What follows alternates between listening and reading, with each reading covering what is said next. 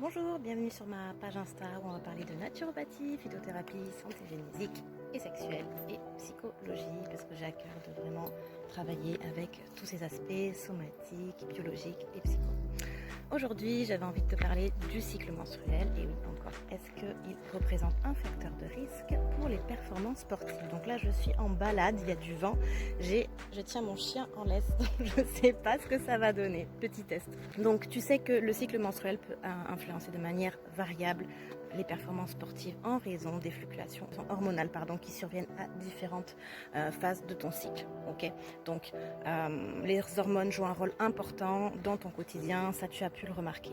Lors d'une activité sportive, le corps mobilise plusieurs systèmes et organes pour répondre aux exigences physiques de l'exercice.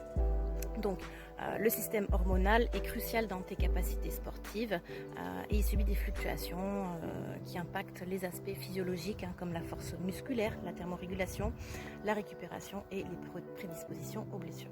Donc tes oestrogènes qui sont favorables au développement musculaire et ayant une influence positive sur ton système nerveux en favorisant l'excitation nécessitent toutefois une vigilance quant au risque de blessure autour de ton ovulation en raison de l'impact sur la mécanique et l'équilibre, la proprioception.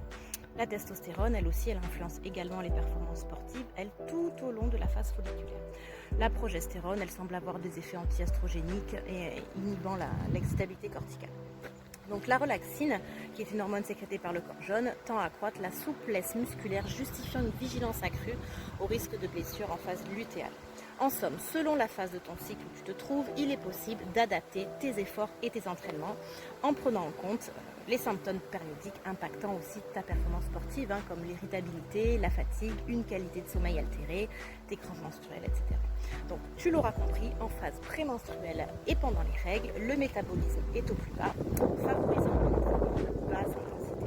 En revanche, en milieu de phase folliculaire et autour de ton ovulation, le métabolisme est au maximum, justifiant un entraînement de haute intensité et donc DIT.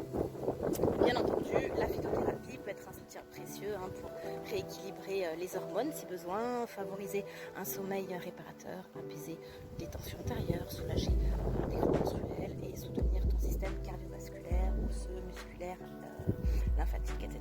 Donc, comprendre la physiologie du cycle menstruel et son interaction avec l'effort est essentiel pour optimiser ton entraînement, améliorer ta performance et favoriser ta santé globale. N'oublie pas une alimentation saine évidemment et une très bonne hydratation. Donc si mes articles t'intéressent, tu peux les retrouver en entier sur mon blog, sur mon site pro. Je propose aussi des consultations en visio uniquement. N'hésite pas à partager ce réel. Mon chien qui aboie. À bientôt pour d'autres infos.